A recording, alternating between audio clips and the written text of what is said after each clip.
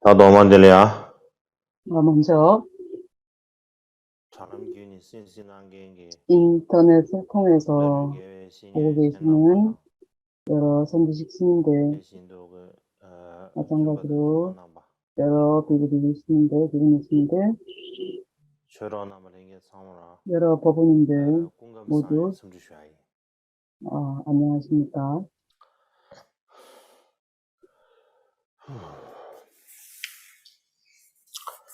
다들 이제告诉我 들려? 오늘은 계속해서 제1차 결집의 두 번째 설명 또는 용수보살님께서 지었다고 알려진 반야 10만송에서 말씀하신 제1차 결집에 관한 내용을 가지고 말씀드립니다. 오늘은 제일 먼저 아난다의 허물 또는 죄에 대한 것에 대한 말씀을 드릴 차례입니다. 일반적으로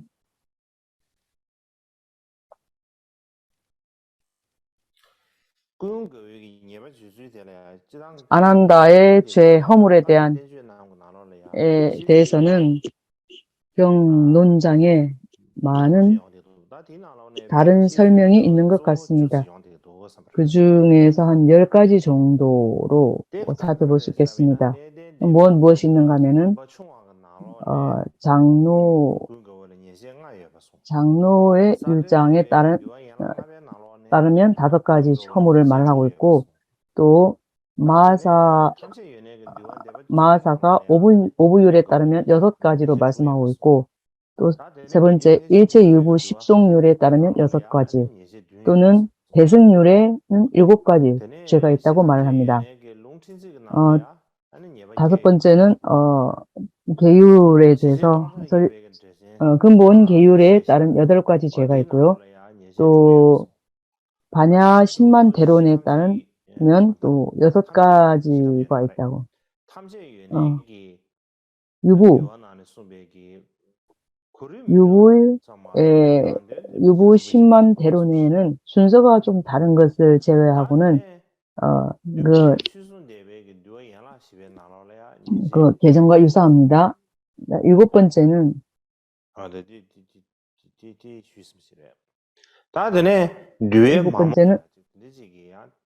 법장 사부율에 따른 7가지 허물이 있고요. 8번째는 또 율종에 따른 7가지 허물을 말하고 있습니다. 9번째는 불반 열반경에 따르면 또 7가지 허물을 말하고 있습니다. 10번째는 시광 사지병에 보면은 또 9가지로서 허물을 말씀을 하고 있습니다. 모두 대부분 다 근본 계율에 따른 것과 비슷합니다. 또 아난의 허물에 대해서 5개다, 4가지다, 6개다, 4가지가 있다, 9개가 있다, 또는 5개다, 또는 여러 가지로 얘기를 하는데, 또 6가지라고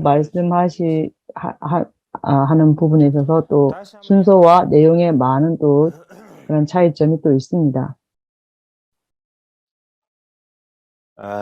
이제 다른 모든 학파 주장에 대해서 그 학파의 다른 지금 말씀드린 이 율장에 나와 있는 이 모든 내용들이 다른 율장에서 어떻게 나타나 보였는지 다 각각의 율장에서 아난다의 허물을 설명하는 법에 대해서 말씀드리겠습니다. 보시면 첫 번째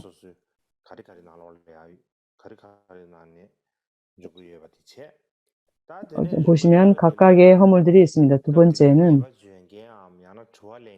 당시에 누가 허물을 말했는지, 누가 질문했는지, 대부분이 마하가섭이 질문을 하고 있는데 어떤 율장에서는 어떤 때는 우팔리가 또 물었다고 하기도 하고요. 어떤 때는 상자부 비구가 물었다고 되어 있고요. 어쨌거나 그 질문을 한 사람, 율장에 대해서 질문한 사람에 대한 차이가 있습니다.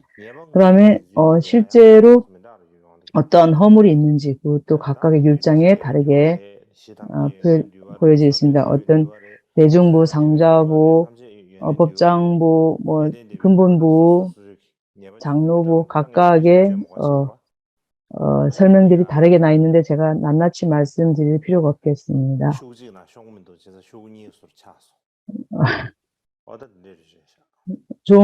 종이 두 장으로 이렇게 되었습니다. 어쨌든 한 장이 아니고 두 장에 이렇게 기록을 할 수밖에 없었습니다. 어쨌든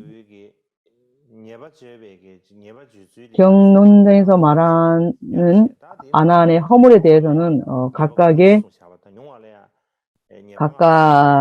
허물을 어떤 데에서는 뭐 가장 높은 것은 9가지를 말하기도 하고 어떤 때에는 가장 낮은 데는 5가지를 말하기도 합니다. 모두 공통적으로 적용되는 허물은 4가지입니다. 그러니까 4가지가 무엇인가 하면 사소한 계율을 부처님께 묻지 않았다는 것이 첫 번째입니다. 두 번째는 부처님께 여성의 출가를 청했다는 것, 여성의 출가를 청한 것이 옳지 않았다, 허물이 있다 하는 부분입니다. 세 번째는 부처님께서 열반에 들어가지 말라고 오래 머물러 달라고 청하지 않은 그런 허물입니다. 네 번째는 부처님께서 물을 달라고 했을 때 아난이 물을 올리지 않았다 하는 그러한 내용입니다. 이것은 근본 계율의 율장에 보면은 흙탕물 더러운 물을 제공했다, 올려 공양을 했다 이렇게 말씀을 합니다. 어쨌든 뭐 공양을 목마르다 하실 때 부처님 목마르다 할 때 물을 공양 올리지 않았다 하는 그 허물입니다. 어쨌든 아난의 허물에 대해서 많은 10가지 정도의 기록이 있는데 모두 공통적으로 해당되는 항목이 바로 이 4가지 정도입니다. 이 아래에 지금부터 반야신만송에서 마하가섭이 아난의 허물을 어떤 것을 말을 했는지에 대해서 말씀드리겠습니다.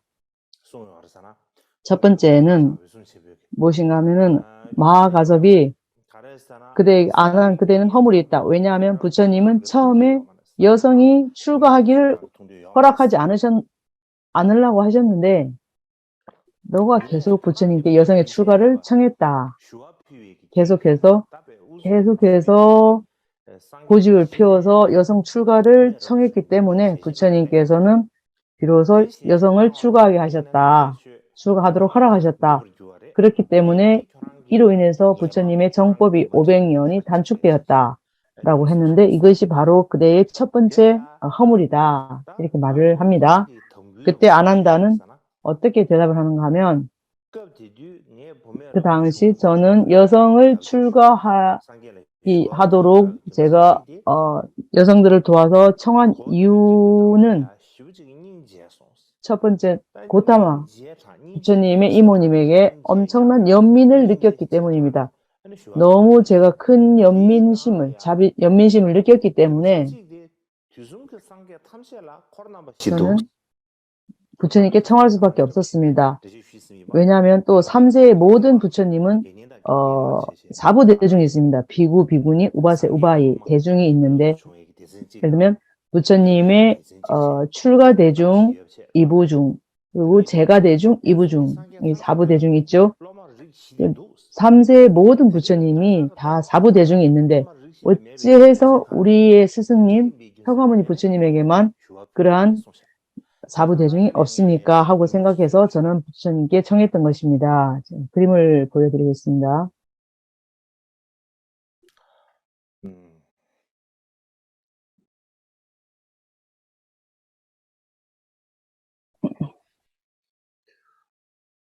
만화 다들이 이것입니다. 부처님께서 여성을 출가하게 한 그런 기록이 있죠. 어쨌든 아난이 청했고 여성을 출가하게 해달라고 청했을 때 정법이 500년이 단축될 것이다. 그게 첫 번째 허물이죠. 두 번째 허물은요.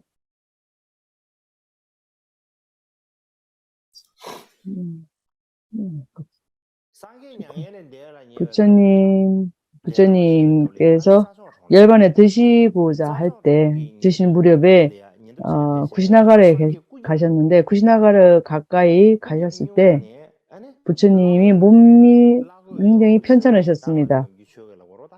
그래서 지금 그 당시 부처님이, 가사가 있었죠. 그래서 부처님의 가사를, 기우고 있었는데 부처님께서 나는 좀 물을 먹고 싶다 이렇게 말씀하셨는데 아난 그대는 부처님께 물을 공양 올려드리지 않았다. 그것이 당신의 죄이다. 이렇게 마하가섭이 말합니다. 그때 아난은 뭐라고 말하냐 하면은 그 당시 저는 그때 부처님 그렇게 말씀하실 때 500대의 수레가 그 강을 건너서 가고 있었습니다. 그래서 수레가 있죠. 그래서 500대의 수레가 그 강물을 건너가고 있었습니다. 그래서 물이 매우 더럽게 흙탕물이 되어졌습니다. 그렇기 때문에 제가 더러운 물을 부처님께 갖다 드릴 수가 없어서 그 더러운 물을 올리지 않았습니다. 이렇게 말합니다. 그랬더니 다시 마하가섭이 물이 더러워졌어도 상관없다. 왜냐하면 부처님은 아주 큰 바다의 물도 깨끗하게 만드시는 능력이 있지 않는가. 왜 그러한 부처님의 능력이 있으신데 왜 그러한 능력이 있으심에도 불구하고 물을 올려드리지 않았는가. 왜 그렇게 고집을 피웠나. 그것이 그대의 허물이다.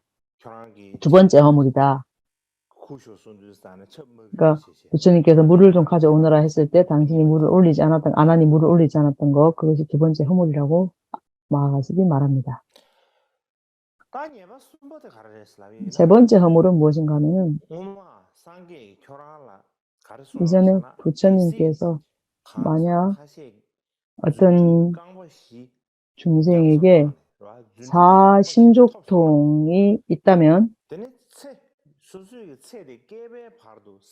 그 수명을 연급이나 그 가까이까지 연장할 수 있다.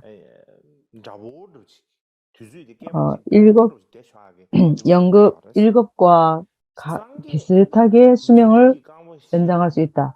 부처님은 사심족통이 있으셨기 때문에 그의 수명을 연급 또는 그 가까이까지 연급만큼 연장할 수 있다. 그러나 그때 아난 당신은 부처님이 그렇게 말씀을 하실 때 3번이나 말씀하셨는데 너는 그때 부처님께 아무 말도 하지 않았다. 만약 그대가 부처님께 그 당시에 부처님 그렇게 말씀하실 때 부처님 사심족통이 있으시니까 일급 또는 일급 가까이 그렇게 오랫동안 부처님 이 세간에 머물러 주시고 돌아가지 말아 주십시오 하고 열반에 들지 마십시오 하고 청했어야 되는데 청했다면 부처님이 그렇게 하셨을 텐데 네가 그렇게 청하지 않았기 때문에 3번이나 말씀하셔도 그대가 청하지 않았기 때문에 부처님이 열반에 드신 것이다. 그렇기 때문에 일찍 열반에 드신 것이다. 이것이 너의 허물이다. 이렇게 마하가섭이 말합니다. 아난다가 대답하기를 제가 부처님께서 그렇게 말씀하시는 것은 알고 있었는데 그때의 마구니가 저의 마음을 어지럽히고 있어서 제가 부처님께 대답을 할 수가 없었습니다. 그래서 제가 부처님의 열반에 들지 말라고 제가 기원을 안 하려고 한 건 아닌데 마구니가 저의 마음을 어지럽혔기 때문에 왜냐하면 제가 그렇게 할 수 없었습니다. 왜냐하면 아난다는 그때 아라한과를 얻지 못했죠. 그래서 그런 본내심이 있었기 때문에 마구니의 힘에 휘둘렸고 그래서 부처님께 그 마구니로 인해서 부처님께 청할 수 없었다는 그런 내용입니다.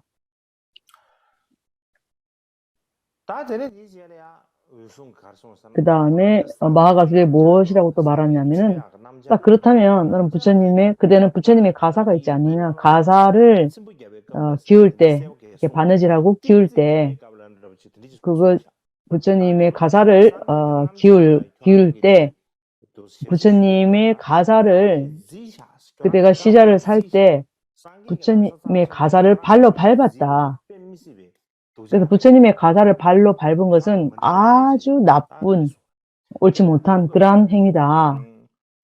이렇게 경책합니다. 그랬더니 아난다가 대답하기를, 그때 바람이 너무 많이 불어서, 바람이 너무 많이 불었습니다. 그래서 누가 좀 잡아주면 좋은데, 이 바람이 너무 불었기 때문에 천을 잡아줄 사람이 없었습니다. 그래서 그 바람이 아주 갑자기 불어서 제 발밑으로 미끄러졌습니다. 그래서 제가 존경심이 부족해서 부처님의 가사를 일부러 밟은 것이 아닙니다. 이렇게 대답합니다.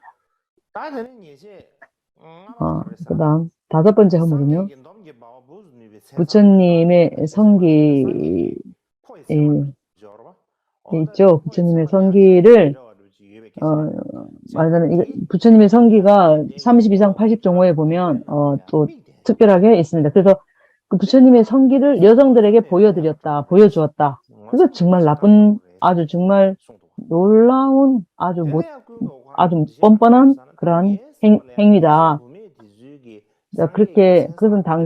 그것이 바로 너의 허물이다 했더니 아난다가 대답하기를, 그때 저는 여인들이 부처님의 성기가 그렇게 30 이상 80종호에 나오는 그런 것처럼 된 부처님의 성기를 만약에 본다면 자기의 여자의 몸을 인식하고 남자 몸을 얻고자 하는 그런 동기가 있었습니다. 그래서 부처님의 훌륭한 그러한 증표 30 이상 80종호를 위한 그 뿌리를 근본을 그들 속에 심을 것이라 하는 생각에서 여성들에게 보여줬습니다. 나는 양심이 없고 예절이 없어서 죄를 범한 것이 아닙니다. 이렇게 대답합니다. 그리고 그 당시에 옛날에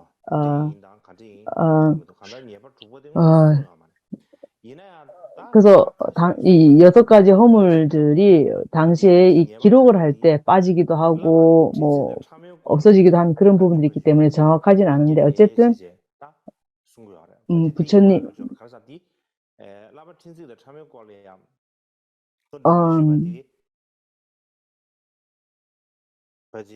그러한 그러니까 사소한 계율을 또 묻지 않았다는 거, 그런 것을 묻지 않았다는 것이 그것도 있을 것 같은데 여기에는 6가지 허물이 있다고는 해놓고 실제적으로 드러나게 6가지를 정확하게 기록해 놓지 않았습니다. 그것이 빠졌는지 어떻게 된 건지 잘 모르겠습니다. 어쨌든 어떤 사소한 가르침 가운데 인 걸로 생각되는데 제가 짐작은 하는데요. 6번째 허물은 무엇인가 하면은 그대는 마하가설이 또 말합니다. 그대는 부처님께서 열반에 들고자 할 때 부처님께서는 승가 대중에게 사소한 계율은 버려도 좋다라고 했는데 그 사소한 계율이 무엇인지 무엇을 말씀하시는 건지 부처님께 분명히 묻지 않았다. 그렇기 때문에 우리가 지금 그때 분명히 묻지 않았기 때문에 우리는 그 사소한 계율을 버려도 되는 사소한 계율이 무엇인지 우리가 지금 혼돈이 되고 있다. 그것이 바로 너의 허물이다. 그랬더니 아난다가 말합니다. 저는 제가 일부러 그런 것은 아닙니다. 또 어떤 기록에 의하면은 그 당시 아난이 말하기를 제가 일부러 그렇게 한 것은 아니고 부처님께서 그 당시 편찮으셨기 때문에 부처님께 그런 거를 사소한 것까지 여쭈면 부처님께 죄송했기 때문에 제가 여쭙지 않았습니다. 이렇게 대답을 합니다.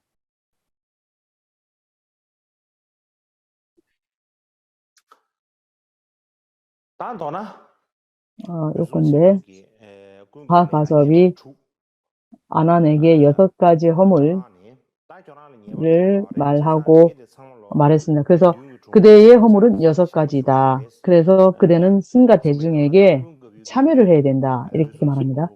그랬더니 아난다는 마하가섭의 말씀대로 이렇게 합니다. 좋습니다. 저는 마하가섭과 승단의 좋은 대로 제가 참회를 하겠습니다. 하고 무릎을 꿇고 가사를 한쪽 어깨에 걸치고 신발을 벗고 본인의 허물 6가지를 참회했습니다. 그 참회를 허물하고 난 다음에 또다시 마하가섭은 아난다를 용서하지 않고 아난다의 손을 잡고 대중 가운데 한가운데 그 스님들이 승단이 모여있는 그 건물 안에서 한가운데 아난다의 손을 잡고 밖으로 데리고 나가면서 말합니다. 그대의 허물을 다 없앨 때까지 그대의 허물을 오염을 업을 다 녹인 다음에 허물한 다음에 여기로 돌아오느라 그전에는 돌아오지 마십시오 하고 아난을 밖으로 내보내고 바로 문을 닫아버렸습니다. 그래서 마하가섭이 아난을 승가 대중을 밖으로 쫓아냈습니다. 쫓아냈다는 것은 당시에 쉬운 일이 아닙니다.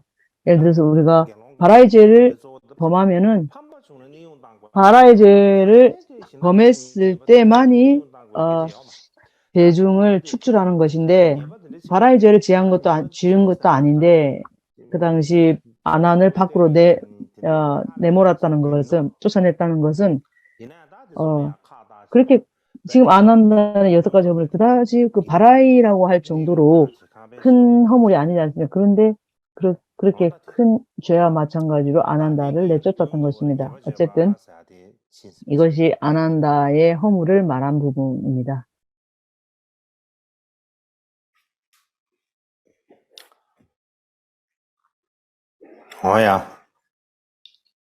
다 되는 지지를 가려야 하잖아. 그 다음에 지지를 어떤 부분이 있냐면은 다른 현자들을 찾아 삼는다는 부분입니다. 그때 아난을 내쫓고 나서 아라한 대중이 토론을 하였죠. 자, 그렇다면 율장을 결집할 수 있을까?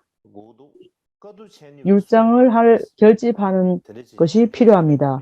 그렇다면 누가 율장을 결집해야 됩니까?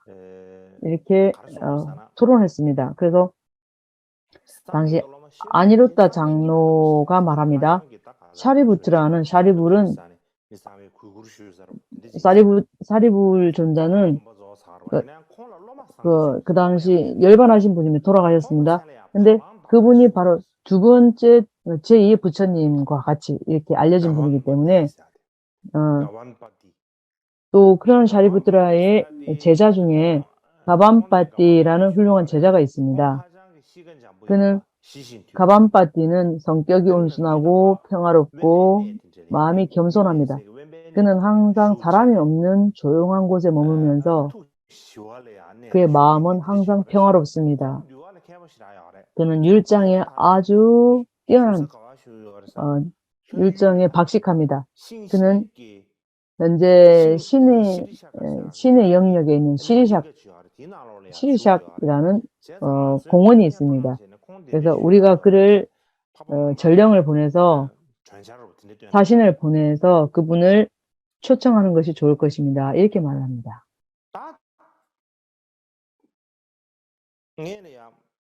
먼저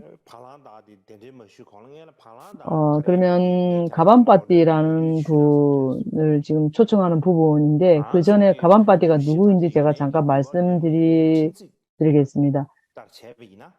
티베트 번역 근본 율장 세밀한 견본 율장에 보면 이전에 황소 어떤 브라만이 있었는데 황소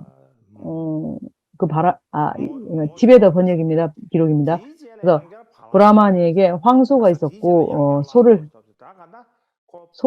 또 이렇게 얻은 그런 브라만이 있었습니다. 그래서 그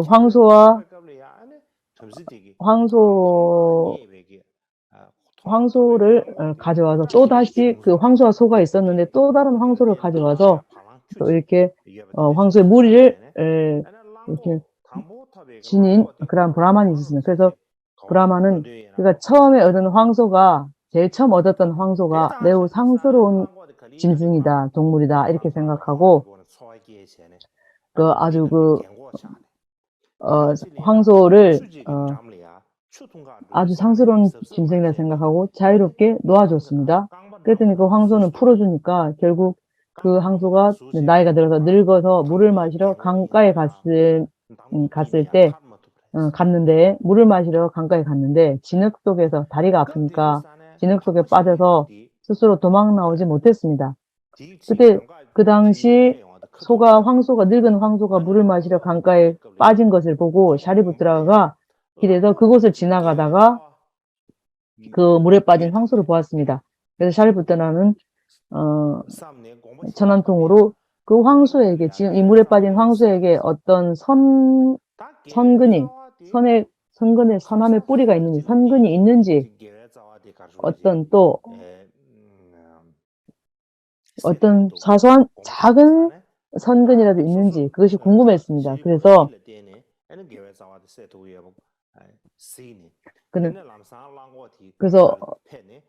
보니까 선근이 있었다는 거죠. 그래서 진흙에서 빨리 달려가서 황소를 꺼내서 직접 손으로 닦아주고 모든 법은 무상하고 일체 모든 법 재행무상 재법무와 그다음 일체 모든 것은 열반적정하는 이 세 가지 법을 법문을 해줬습니다. 그 황소한테 물에 빠져서 건진 황소에게. 자, 그래서 어떻게 또 샤리부트라고 황소에게 어떻게 말하냐면 자, 황소 그대 나에게 신심을 내라. 나를 믿으면 그대는 동물로 태어나고 싶은 어떤 욕망에서 벗어날 것이다. 이렇게 축원을 해주고 떠났습니다. 그 뒤에 그 황소는 천천히 죽어갔습니다. 죽어갈 무렵에 샤리부트라에 대한 신심, 믿음을 느꼈고 마음에 아주 기쁨을 느꼈고 그런 식으로 기쁨을 간직하고 신심을 가지고 마음을 그런 믿음을 가진 상태로 죽었습니다. 그래서 죽은 후에는 바라문 가정에 슈라바스티의 바라문 가정에서 태어났습니다. 그런데 그 바라문 가정에 태어날 때 외모가 소와 비슷하게 생겼답니다. 그래서 소와 닮았다고 해서 가바파티라는 이름을 붙였다고 합니다. 그래서 사리부는 나중에 이전에 그 암소가 어떤 일이 어떻게 됐는가 하고 이렇게 궁금했죠. 그래서 선정에 들어서 보니까 그 소가 이제 나이가 들어서 죽었다는 것을 알았죠. 그러면 그 소가 어디서 태어났는가 이렇게 궁금했죠. 그래서 다시 선정에 들어서 보니까 브라만 가정에서 태어난 것을 보았습니다. 그래서 자리부트라는 그것을 아시고 그 사정을 아시고 그 집에 반복해서 또 가고 가서 브라만과 그의 아내에게 계율을 주고 그런 평신도의 제가자의 계를 주었습니다. 그랬더니 가반파티는 아주 어린 나이 때부터 샤리부트라를 이렇게 보았는데 샤리부트라를 볼 때마다 그는 마음이 매우 기뻤고 다른 데 전혀 보지도 않고 샤리부트라만 이렇게 보고 앉아 있는 겁니다. 그래서 바라문은 그 상황을 그러한 그 사정을 이제 샤리부트라가 그 바라문에게 말을 했죠. 그랬더니 그 바라문은 샤리부트에게 시자가 없는 것을 보고 그 샤리부트에게 그 당신의 아들 가반바티를 시자로 보냈습니다. 그래서 시자로 사미로서 어린 사미로 샤리부트의 시자로 이렇게 시자를 살도록 그러니까 어린 나이이기 때문에 어디를 가든 샤리부트가 어디를 가든 함께 갔고 그래서 샤리부트의 가르침을 받았습니다. 그래서 나중에는 가반바티는 나중에 수행을 해서 아라한과를 나중에는 결국 성취했다는 거죠. 그래서 이제 아라한과를 성취한 건 참 좋은 일인데 그 얼굴이 좀 다르죠. 또 다른 하나 뭐냐면은 그런 건 다른 사람들과 다른 특징이 있었습니다. 그 가반바티한테는 두 개의 그 위장이 있었다고 합니다. 식도가 두 개가 있었다고 합니다. 예를 들면은 소는 음식을 먹을 때 뭘 먹을 때 처음에 마시죠. 그 다음에 뱃속에 식도를 거쳐서 위장이 있죠. 다시 또 그 되새김질을 하죠. 다시 되새김질을 해서 다시 씹고 또 다시 삼키고 이렇게 하는 그 되새김질을 하죠. 소는. 그래서 그 가반바티도 소처럼 그러한 그 위장 식도가 두 개가 있었다고 합니다. 그래서 먼저 위장에다 넣고 나중에 또 때에 또 밥을 먹으면 안 된다는 그 또 부적절한 시간에 또 다시 씹고 위에서 올려서 되새김질하고 그래서 씹고 씌워서 다시 위장에로 보내는 마치 축생처럼 그렇게 하는 특징이 있었다고 합니다. 그래서 그러한 이유는 그 전에 부처님은 어떤 때 아닐 때 먹지 말라는 그런 율법을 만들지 않았는데 점심 먹고 나서 다시 점심을 먹으라는 것을 처음에는 그런 계율이 없었는데 나중에 그런 법을 만들었을 때 그래서 법을 만들기 전에는 그런 계율을 만들기 전에는 음식을 토하고 씹고 다시 먹고 씹고 이렇게 했는데 부처님께서 일단은 점심 한 번 먹은 뒤에 다시 밥을 먹을 수 없다는 계율을 정하신 뒤에는 다시 되새김 토에가 다시 올려서 또 씹고 하게 되면 이것은 또 계율을 범하는 거기 때문에 그래서 우리는 한번 이렇게 삼키면 그냥 위로 내려가서 소화가 되는데 지금 가반바티는 먼저 한번 삼킨 음식을 다시 토에 올려서 다시 입에서 씹고 다시 넘기는 그래서 보통 사람처럼 할 수 없었죠. 그래서 그렇다 보니까 이런 계율이 정해진 다음에는 가반바티는 그 음식을 먹을 수가 없었습니다. 그래서 가반바티의 건강이 악화된 것을 부처님이 아셨습니다. 그래서 부처님은 이것을 보고 특별한 예외를 두어서 음식을 토하고 다시 삼키도록 하는 그러한 부분을 특별히 예외 조항을 허용했습니다. 마찬가지로 그의 얼굴이 아주 좀 무섭죠. 예를 들면 소와 같이 생겼다고 했죠. 그래서 사람들이 말하기를 소처럼 아주 소처럼 생긴 무서운 사람이 있다 라고 이렇게 말을 합니다. 그래서 출가자가 이렇게 해야 된다 저렇게 된다 그런 게 아니라 얼굴이 소처럼 생긴 사람이 출가를 해서 그래서 우리가 어떤 물을 주거나 음식을 줄 때 아주 소처럼 생긴 무서운 사람이 온다 하고 사람들이 이렇게 말이 많았죠.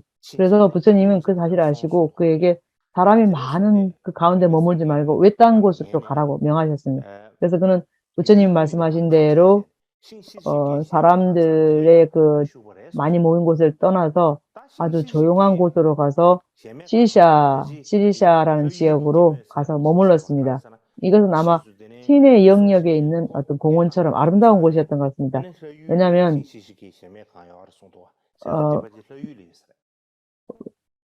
마하가섭이 이분을 청하러 갔을 때가 바로 이 시리샤의 어떤 그 공원, 글로 보냈잖아요. 그러니까 그곳에 머문 그 곳이 아주 아름다운 공원이었던 것 같습니다. 어쨌든 이것은 아주 긴 역사가, 아주 오랜 역사가 있습니다. 또 다른 긴 역사가 어떤 거냐면은 그가 황소처럼 보이는 이유는 과거 가섭골 시대까지 거슬러 올라갑니다. 그 당시 그의 스승이 아란이었습니다. 그래서 가반바띠가 그 가섭골 시대, 과거 부처님 시대에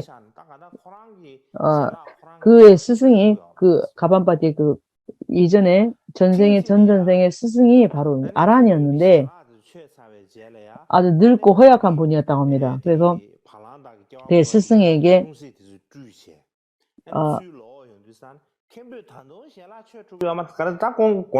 그분 허약하고 늙어서 음식을 이렇게 빨리 드실 수가 없었다고 합니다. 그래서 바루를 씻고 다 해도 다른 대중들이 다 먹고 나서 해도 씻고 나서도 씻고 돌아와도 아직까지도 스승님은 계속 씹고서 음식을 먹고 있었다는 거죠.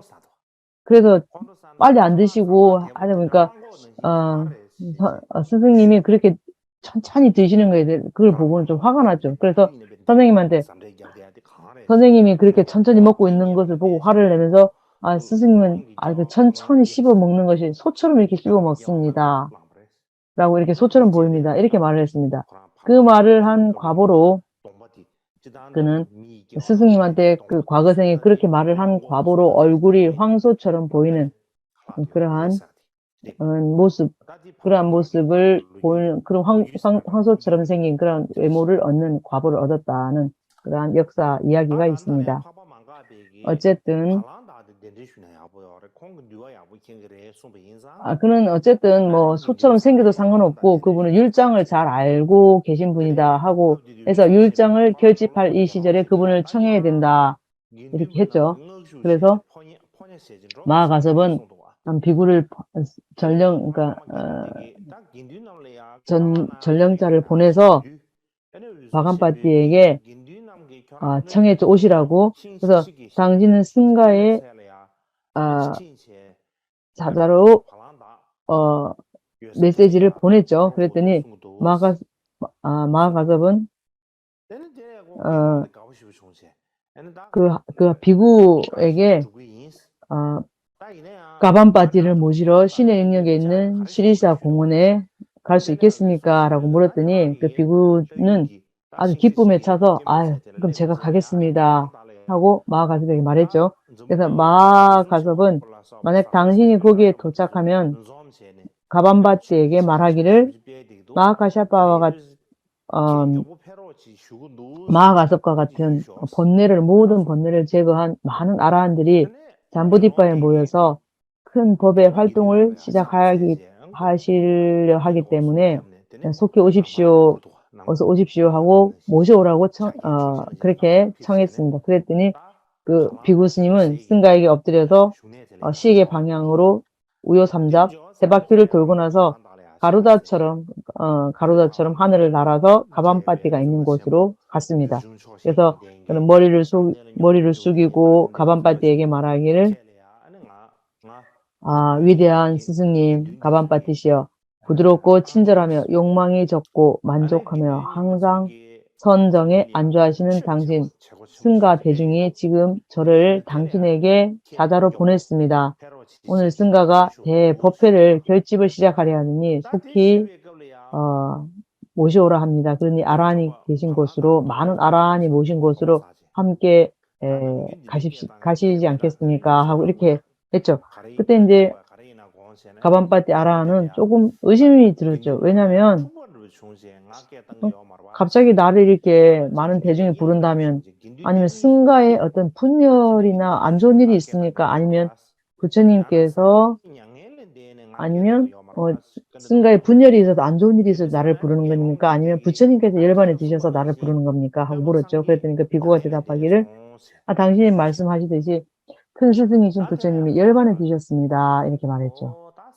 그래서 가반바띠가 말하기를 부처님은 너무 빨리 열반에 드셨구나. 돌아가시를 생각지 못했는데, 그래서 세상에 눈이 멀어졌구나. 부처님과 같이 정법의 수레바퀴를 돌릴 수 있는 나의 스승 사리불은 어디에 계십니까? 이렇게 물었습니다. 그랬더니 그 비구가 말하기를 사리불도 또한 열반에 드셨습니다. 이렇게 대답했습니다. 그랬더니 가반바티는 또 누가 어디에 계신가, 어느 스승이 어디에 계신가 이렇게 물었을 때 다 열반에 드셨다 하니까 그렇게 계속 이제 스승님을 물으니까 다 열반에 드렸습니다. 그러면은 목련 존자는 어디에 계십니까? 또 그분도 열반에 드셨습니다. 그랬더니 가반바티는 마음이 가르침이 정법이 사라지려고 하는구나. 위대한 존자들이 떠났습니다. 그렇다면 장로 안 한다는 불쌍한 중생들, 그렇다면 장로 안 한다 존자는 어디에 계십니까? 하고 물었습니다. 그랬더니 그 비구가 말하기를 안 한다 존자는 부처님이 열반에 들으신 후에는 언제 계속 그냥 슬퍼하고 울고 눈물을 흘리고 계십니다. 그래서 그는 매우 혼비백산해서 자제할 수 없이 눈물을 흘립니다. 이렇게 말합니다. 그랬더니 가반바티는 아란이기 때문에 아란이 있기 때문에 그것을 다 아시고는 안한다가 이렇게 괴로워하는 것은 그에게 여전히 집착이 있기 때문에 이별의 슬픔을 느끼기 때문에 그는 그렇게 슬퍼하는 겁니다. 그렇다면 아나는 그렇다면 그럼 라훌라는 어디에 있습니까? 했더니 이에 대해서 라훌라는 비구가 말하기를 라훌라는 아라한과를 얻었기 때문에 라훌라 존자는 슬퍼하거나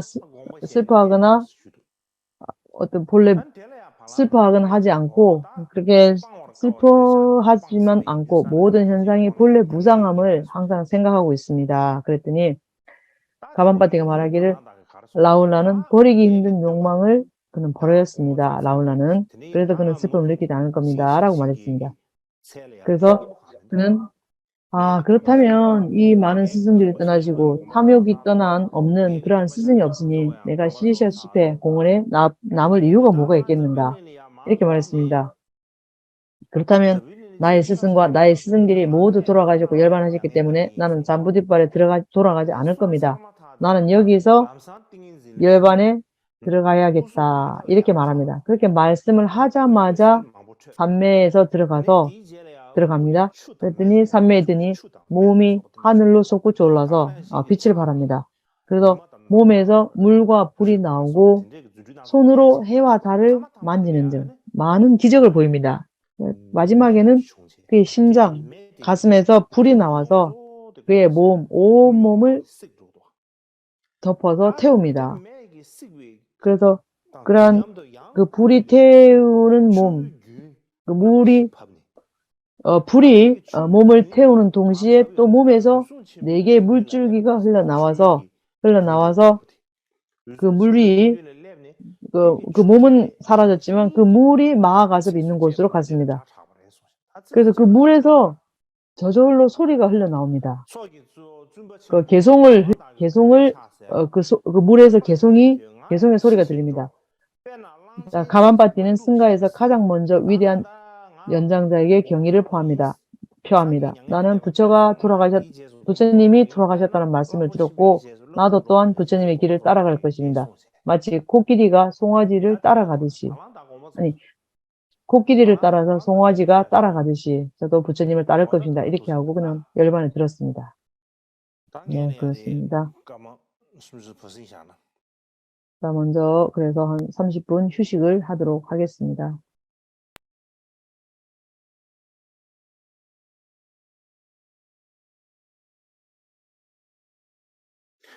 다음이야. 지금부터 다른 견인을 찾다는 그 뒤에서 말씀드리면 꿈가오가 그러니까 아나니 아라한과를 얻었다는 부분을 말씀드리겠습니다. 또한 방금 말씀드렸듯이 마하가섭의 제자 비구가 있었죠. 그 제자 비구가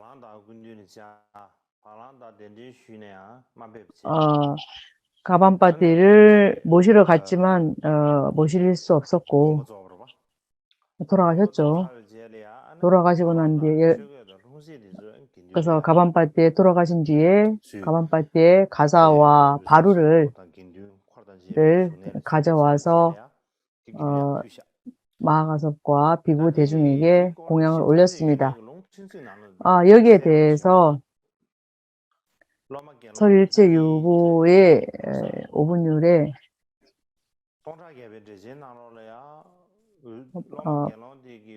반야신만송에서도 보면 가반바띠에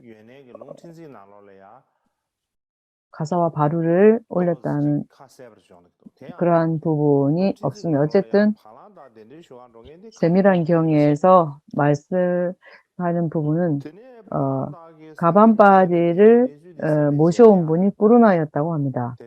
그래서 가반바띠는 부처님께서 열반에 들었다는 소식을 이렇게 듣고 나서 세 가지 가사와 바루를 승가 대중에게 공양하십시오. 나는 열반에 들겠습니다. 이렇게 해서 몸에 불을 내고 물을 내서 이렇게 하는 장소를 보였다는 그런 기록이 있습니다. 그래서 그런 다음에 그의 그 가사와 바루와 그 모든 것을 다 공양을 했다. 라고 이렇게 말을 합니다. 그래서 그렇게 스님들이 승가 대중이 가반바띠를 모시려고 하는 그런 노력을 하고 있을 때 안한다는 무엇을 했는가 하면 안한다는 그 당시 일체 모든 현상을 세밀히 살피고 번뇌에서 벗어나려고 애를 쓰고 있었습니다. 그래서 밤에는 삼매를 하고 삼매를 닦고 명상을 했고 또 아라한과를 얻기 위해서 아주 열심히 정진 노력을 했습니다. 그렇지만 아난다는 지혜가 컸지만 선정의 힘은 약했습니다. 그렇기 때문에 곧바로 어떤 성과를 내지를 못했습니다. 만약에 반야 지혜와 삼매가 함께 있었다면 빨리 그 아라한과를 얻었을 것입니다. 어쨌든 그 삼매를 닦는 어떤 그 시간이 아마 부처님 시봉 들고 그리고 삼매들 어떤 들고 하는 그런 것으로 인해서 삼매들 어떤 여가가 없었던 것 같습니다. 어쨌든 또 부처님과 대중 사이에 일을 하는 데 있어서 그 삼매를 닦을 한가한 시간이 없었을 거라고 생각됩니다. 어쨌든 아나는 자정이 지나서 또 밤새 노력해서 정진하고 자정이 지나고 나서 아난다는 이제 피곤함을 느꼈습니다. 그래서 이제 내가 좀 쉬어야 되겠다 이렇게 생각을 했습니다. 그래서 잠이 들 무렵 들려고 할 때 그래서 누울 준비를 하고 잠에 들기 전에 머리가 베개에 닿기 직전에 바로 흐릿함을 벗어나서 깨달음을 얻었다고 합니다. 마치 깜깜한 밤에 한 줄기 빛이 번쩍 이렇게 지나가듯이 그래서 어두운 밤에 그 밝은 빛을 비추면 모든 것이 활짝 밝아지듯이 그렇게 무명의 어둠을 부수고 도를 이루었습니다. 그래서 마침내 아난다가 금강산매에 들어가서 고뇌의 번뇌를 부추고 삼명육통을 성취한 아라한의 상태를 얻었다고 합니다. 그래서 바로 그날 아난다가 용맹정진하던 그 방, 그 안에 그날 밤 아난다는 그 승가 대중들이 머물고 있는 그 방의 문을 두드렸습니다. 그래서 마하가섭파를 불렀습니다. 그래서 마하가섭 존자가 누가 문을 두드리고 있는가라고 물었습니다. 그랬더니 아난다가 저 아난다입니다 라고 이렇게 대답을 했죠. 그랬더니 마하가섭이 그대 여기 왜 왔는가라고 물었습니다. 그랬더니 아난이 저는 오늘 밤에 저는 드디어 오염을 아주 오염을 오염을 더러움을 여인 아랑과를 얻었습니다. 이렇게 말했습니다. 어제 마하가섭은 아랑과를 얻기 전에는 돌아오지 말라고 했는데 바로 오늘 밤에 바로 그 다음날 바로 돌아왔죠. 그래서 마하가섭이 말했습니다. 나는 문을 열 수가 없다. 그 문 열쇠 열쇠가 없기 때문에 열쇠 구멍을 통해 들어오세요. 이렇게 했더니 안 한다 말하기를 좋아요, 좋습니다. 어려움 없습니다. 그래서 그 열쇠를 꽂는 구멍이 있죠. 그래서 열쇠 구멍을 통해서 아난다가 들어가서 바로 마하가섭의 앞에 절을 합니다. 아난이 말합니다. 저에게 다시 저를 꾸짖지 말아 주십시오. 말합니다. 그래서 마하가섭은 머리를 이렇게 뒤적이면서 말합니다. 내가 그대에게 그렇게 한 것은 그대가 아랑과를 꼭 얻어야 된다고 생각했기 때문입니다. 당신이 나에게 악의를 반감을 품지 않고 원한을 품지 않는 것처럼 나도 당신에게 그런 악한 감정이 없습니다. 그래서 손으로 허공의 그림을 그릴 때 어떤 걸리는 것이 아무것도 없이 내 마음에 아무것도 걸릴 것이 없습니다. 이제 당신은 깨달음을 얻었습니다. 허공에 그림을 그릴 때 집착이 없고 방해가 없는 것 같이 아라한의 마음도 현상에 집착이나 걸림이 없습니다. 이제 당신이 이전에 머물던 곳으로 그래도 어느 곳이든 당신이 머물던 곳으로 돌아갈 수 있습니다. 이렇게 말했습니다. 자, 다음에는 법원 주림이라고 있습니다. 중국의 현자가 결집한 보살경이 있습니다. 거기에 법원 주림의 보살경에 보면 이 상황을 이렇게 묘사합니다. 그때 마하가섭은 승가 대중을 모아서 승가 대중을 결집시켜서 우빨리에게 말했습니다. 그래서 우빨리는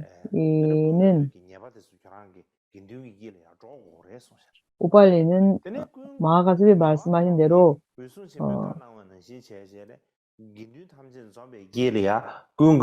승가 대중이 모인 그 가운데에서 아난이 부처님의 열반에 들어가지 않도록 요청하지 않았다는 그러한 죄를 암송했습니다. 그랬더니 아난다는 좀 마음이 좀 편치 않았습니다. 부처님이 돌아가시고 그다지 오래 지나지도 않았습니다. 부처님 돌아가신 지 얼마 지나지 않았는데 나를 이렇게 부끄럽게 만든다는 이건 웬일인가 하고 마음을 속상했습니다. 그래서 그때 그렇게 마음을 상해서 앉아있는 그 자리에서 바로 사성제를 명상했습니다. 그래서 그때 모인 사람들 가운데에서 모든 대중이 모여있는 그 가운데에서 허물을 다 정화시키고 그 자리에서 바로 아라한을 성취했다.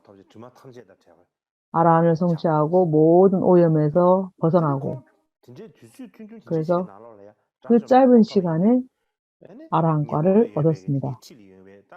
그렇기 때문에 그 당시 그 짧은 시간에 어떻게 아라한과를 얻었겠는가 하면서 그 대중들이 찬탄을 합니다. 그래서 그 당시에 땅이 6가지로 진동했다. 이렇게 기록하고 있는데 바로 법원 주림의 보살상경에 이렇게 기록이 되어 있습니다. 그래서 제가 특별히 여러분들에게 말씀드렸으면 하고 생각해서 말씀드린 겁니다. 자, 이제부터는 아난다가 경전을 암송하다입니다.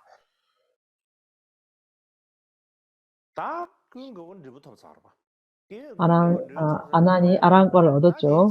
아라한과를 얻었기 때문에 그때 이제 승가가 비로소 또 토론이 열렸죠. 마하가섭이 이제 들어와도 된다고 허락을 했죠. 그랬더니 승가 대중이 이제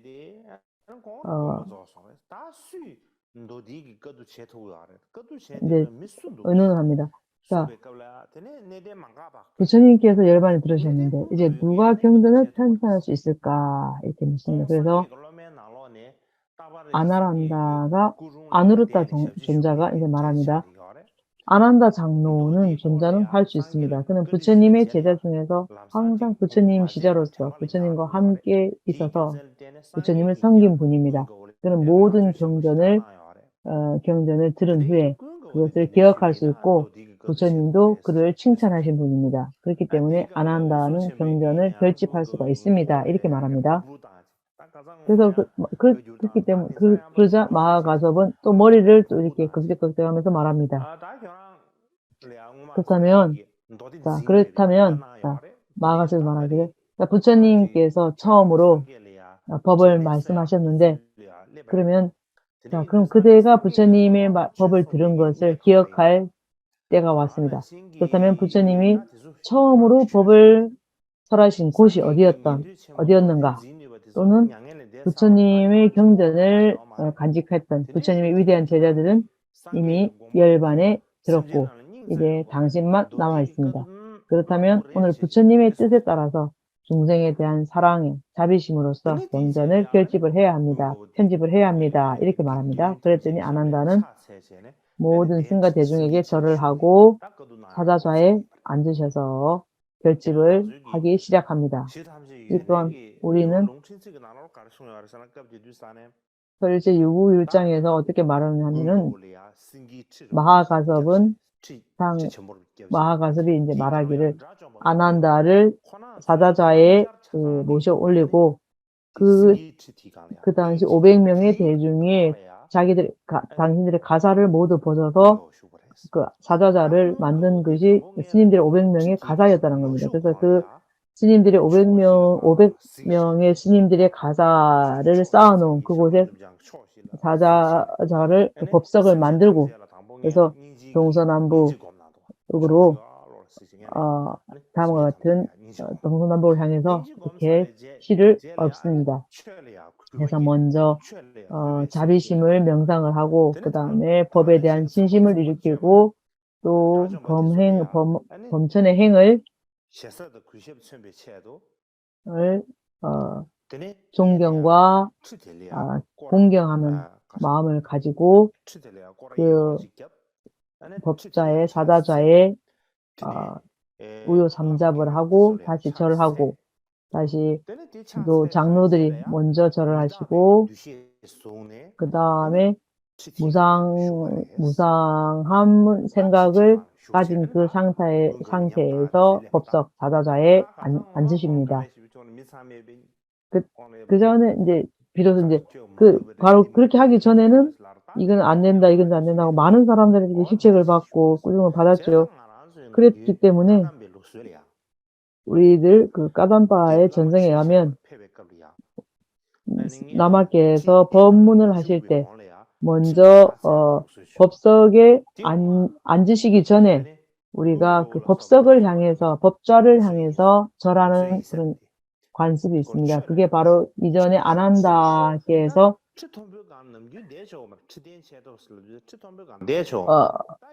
아난다가 하는 그 전승을 이은 것입니다. 왜냐하면 우리가 어떤 법문을 할 때 높은 법좌에 바로 앉을 수는 없습니다. 왜냐하면은 우리가 그런 자리에 앉지 말라고 높고 큰 자리에 앉지 말라고 했지만 그 법석의 자리는 법이 부처님의 법이 있기 때문에 그래서 그 법과 함께 그 자리에 올라가는 것이기 때문에 우리가 그렇게 그런 것을 생각하지 않고 그런 높은 자리에 법석에 앉으면 스스로가 대단한 것처럼 이렇게 생각하겠지만 그 법을 함께 가지고 법을 올리는 자리이기 때문에 우리가 그 법석을 향해서 절을 하는 것입니다. 그래서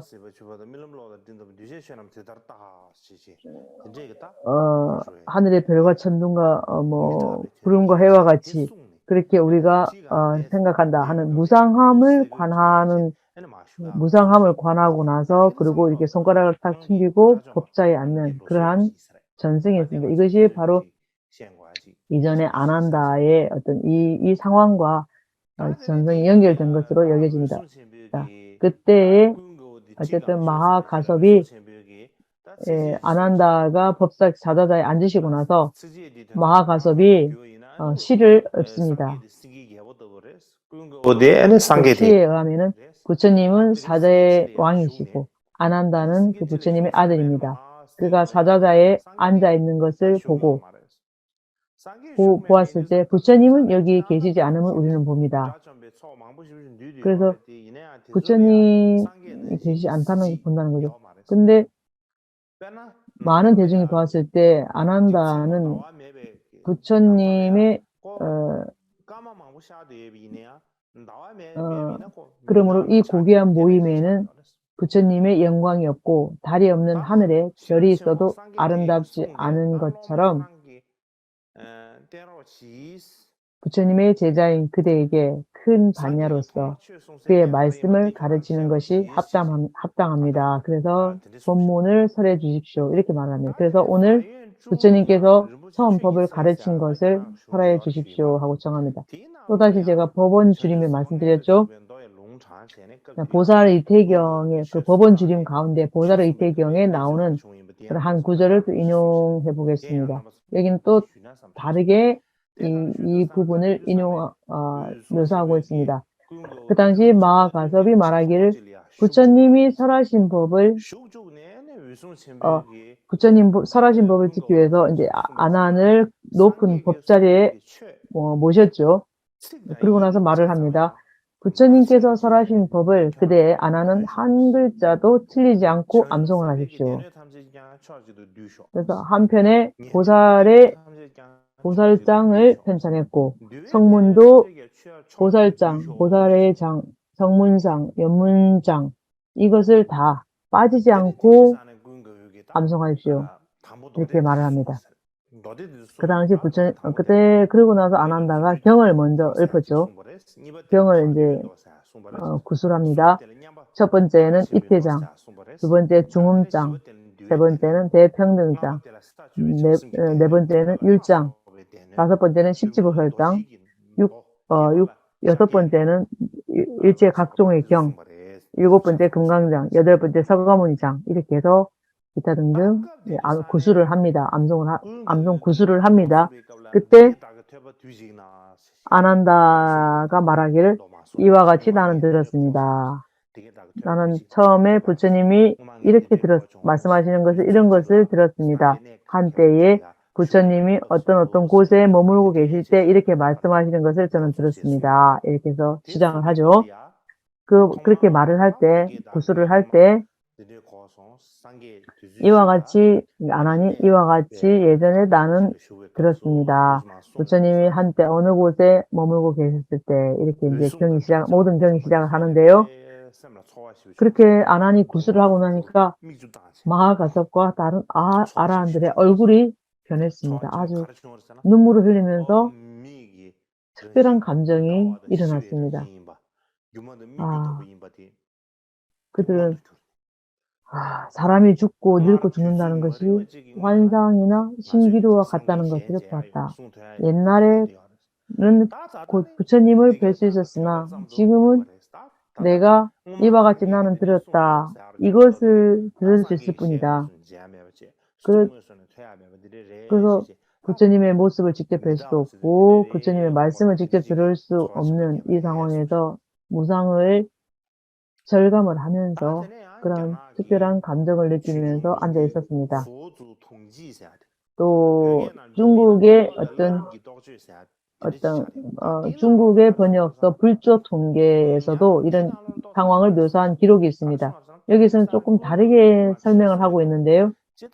그때는 아난다가 법문을 이렇게 하는 그 상황을 설명하고 있는데 일반적으로 아난다는 그 형상의 모습이 부처님과 비슷했다고 합니다. 근데 부처님과 비슷한 그런 모양, 형상을 가지고 있는데 키가 한 3cm 정도는 작았다고 합니다. 그래서 아난이 법자에 앉아 있을 때 그는 부처님과 비슷해 보였다고 합니다. 그래서 제일 처음에 처음에 법석에 앉기 전에 법을 설하기 전에 그래서 그러니까 아난다가 법을 설하기 위해서 앉았을 때, 사람들이 생각할 때 부처님이 화신이 오셨나? 그러니까 여러 가지 이 현상들을 갖가지 혼란이 일어났다고 합니다. 그래서 부처님이 어떤 사람 생각할 때 부처님이 살아서 돌아오셨나? 이렇게 생각을 했다고 합니다. 또 어떤 사람들은 다른 사람 마음에는 다른 세계, 다른 국토에서 부처님이 법문하러 오셨구나 이렇게 생각하는 그런 생각을 또 일으켰다고 합니다. 또 어떤 사람들은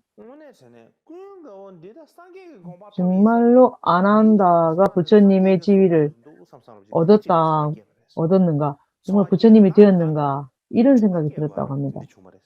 그래서 부처님의 화신이 지금 되었는가? 이렇게 생각했다고 합니다. 그래서 그렇게 생각을 할 때, 많은 사람들이 그렇게 생각할 때, 아난다가, 이와 같이 나는 들었다. 이렇게 말을 했을 때, 사람들이 비로소, 아난이 지금 부처님의 하신 법문, 말씀을 지금 이렇게 들었다고 말을 하는구나.